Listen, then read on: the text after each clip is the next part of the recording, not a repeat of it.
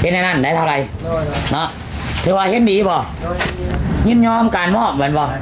บ่มีไผบังคับ บ่ได้มีไผบังคับเนาะ เออ โอเคก็ คันว่านั้นล่ะก็เช่นมอบ การมอได้ที่ว่าโมมีเลยยังไม่มีตัวเลยเนี่ยไปป้าได้ คนบ่ได้เข้ามาครับ มันเข้ามาแล้วก็มาต่อชื่อนี่แหละยอมรับผิดต่างๆนั้น ใส่มา โดย เช่นไร แล้วก็เอิ้นเพิ่นมาก็ได้ ถ้ามัน ตัว ผิด ตัว เพื่อนเรา คุณนอกเดือนหนึ่ง สังคมมาแล้วในที่ได้ ในสังคมมาฮู้ โดย สังคมมาฮู้น้ำมาใส่มาตั้งแต่มาชิม คันใช่ไหมเนี่ยดอกอัน พันไล่บอกว่าไปยัง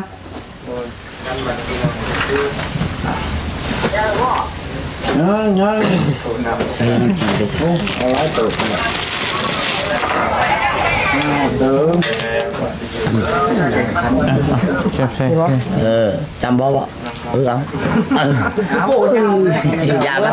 ทุกได้ก็ตี ตั้งแต่มา โปะละ ตั้งแต่มา โอ้หานี่คือตกเสียแท้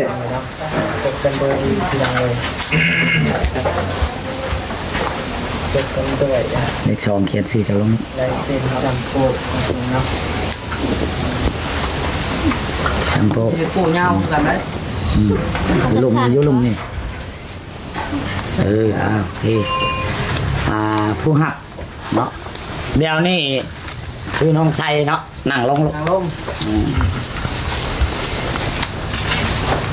เดี๋ยวนี้ว่าต่างน้องอะไรเนาะเขาขนาดบ้านเขาก็ว่าต่างน้อง แต่ว่าน้องน่ะยินยอมต่อคำผิดเนาะและให้สังคมให้อภัยน้องที่มีจิตสำนึกเนาะเพราะว่าหู้เท่าบ่ถึงการอะไรเนาะเดี๋ยวนี้คือน้องไซนี่ โดยอารมณ์โศกบ่ฮู้หยังเนาะพอมันแล้วเสร็จสิ้นแล้วทางน้องไซก็ได้สำนึกผิดนั่นแหละเนาะมาหาทางพวกเราเนาะ โดย และโทรหาเบาเสียงเดี๋ยวนี้ยินยอมแล้วเขาผิดแล้ว ขออ่อนขอยอม จังสั้นเท้าไทยน่ะ จังได้สิขอขมาลาโทษ น้ำเบาเตียงเนาะแล้วขอขมาลาโทษ น้ำเบาเตียงจะยอมด้วยความจริงใจ เดี๋ยวนี้สังคมให้ฮับหู้ว่าน้อง บ่ให้ใช้โทษ ว่าให้ถือโคตรโกรธเครื่องเนาะระหว่างสังคมโลกโซเชียล ตัวน้องได้เห็น เพราะว่าผิดพลาดไปแล้ว เข้าบทการแน่หลังได้ลงมือพลาดไปแน่ ก็ถือว่าบ่ได้มีอย่างหุ้นแหงเนาะสิ่งที่คลิปมันเกิดขึ้นก็ให้รูปร่างไป กับไอ้น้องกับลิ โดย ก็ให้สังคมยอมรับกับความเป็นจริงแหล้ว คือน้องว่าเลยน้องกับโบหูแน่น้องกับยอมพิษ โอเคทางอ้ายก็ที่จริงก็บ่ได้อยากถือโทษเกิดโกรธเครื่องหยังเนาะคือที่อ้ายเคยเว้าไปแล้วแต่ว่าถ้าน้องมีความจริงใจมาขอโทษอ้ายก็สิให้อภัยเนาะแต่ว่ากับทักทายสำบายดีเส้นเก่าเส้นเคยพี่น้องป้องไปเหมือนนี้ก็มาพอกับซ่องบ่าววันใจบรรณาเส้นเก่าเส้นเคยเมื่อนี้ก็ได้มาเห็นคลิปทั้งสองก็คือทางด้านอ้ายเตียงคำเพิ่นแล้วก็บ่าวไล่น้องแต่นั่นแหละที่ว่ามีปัญหาในส่วนนั้นก็คือส่วนที่ข่อยลงคลิปก็คือตอนมีปัญหากันก็คือทั้งบ่าวไซนั่นอาจจะอารมณ์สูบวูบหรือว่าหูบ่ถึงการเนาะก็ถือว่าจบกันลงด้วยดีทางบ่าวไล่ได้กราบขมาขอโทษไอ้เตียงคำเพิ่นก็คือที่ได้เห็นนั่นล่ะนี่ล่ะพี่น้องเอ้ยหลายๆคนอาจสิเป็นแบบนี้คือที่เฮาได้เห็นพอเป็นแล้วก็ขอโทษน้ำหลังแต่ก็บ่เป็นหยังถือว่าจบกันด้วยดีแต่ส่วนหลายนี่ก็อยากให้คิดแน่คนเฮาจะมักเว้าก่อนคิดนี่อาจจะผิดพลาดกันหลายพี่น้องเพราะว่าเว้าก่อนผิดเว้าก่อนเว้า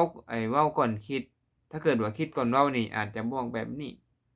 หรือว่าไปศึกษาก่อนจังมาเว้านี่สิเป็นแบบนี้ดอกแต่อันนี้แม่นเขาเอิ้นว่า ยามอยากให้เลยก็คือเว้าไปเลยหั้นนะโดยที่บ่ฮู้ว่าสิ่งที่เว้าออกมานั้นมันสมควรบ่มันเหมาะสมบ่สินะก็คนเรามีการผิดพลาดนั่นล่ะแต่ตอนเว้าก็อยากให้เป็นบทเรียนนั่นล่ะให้คิดก่อนเว้าซะกับคนอื่นบัดนี้แต่อันนี้เป็นอ้ายเตียงคำเพิ่นก็คือว่าไปพ้อคนที่ว่าใจดีมีบุญอ่าก็เลยธรรมดาไปหรือว่ากราบขอโทษกันแล้วก็จบไปแต่ถ้าเป็นคนอื่นคือเกิดมื้อนั้นน่ะอาจสิบ่ออกแบบนี้ดอกแต่อันนี้ถือว่าโอเคละไปพ้อคนที่เขามีบุญเขาอยากจะช่วยเขาอยากให้อภัยคนผิดพลาดกันก็ว่ากันไปก็ถือว่าดีเพราะว่าทางก็เห็นหลายๆอย่างอยู่อย่างเช่นแบ่งดินตอนหญ้าบ่แบ่งเรือนนี่ล่ะก็ถูกของผู้ใดอันนี้ก็ยังก็บ่ได้เบิ่งครบถ้วนเนาะน่าจะเป็นถูกของทางด้านผู้หญิงเป็นของน้องแต่บ่ประมาณนี้ล่ะก็ถือว่าจบกันด้วยดีกันไปก็บ่มีปัญหาหยังกราบขอโทษกันขออภัยกันก็ถือว่าดีรู้จักสำนึกผิดทีหลังก็ยังดีกว่าเพิ่นว่าสิไปนอนถ้ำเด้พี่น้องเอ้ย ยังดีกว่าสิตอนแรกๆอยากไปนอนถ้ำนอนป่านอนดงโอ้ยพี่น้องเอ้ยอย่าคิดแบบนั้นมันลำบากก็บ่มีหยังหลายพี่น้องสำหรับคลิปนี้จบไปเพียงส่ำนี้ซะก่อนมื้อหน้าสิมาเฮ็ดคลิปสู่พี่สู่น้องเบิ่งแล้วก็ฝากกดไลค์กดติดตามช่องหน่อยเด้อพี่น้องจั่งใดก็ฝากไปติดตามช่องข้อยแหน่ก็คือช่องบ่าววันใส่บ้านนาเป็นตัวไทยนั่นล่ะวันใส่บ้านนา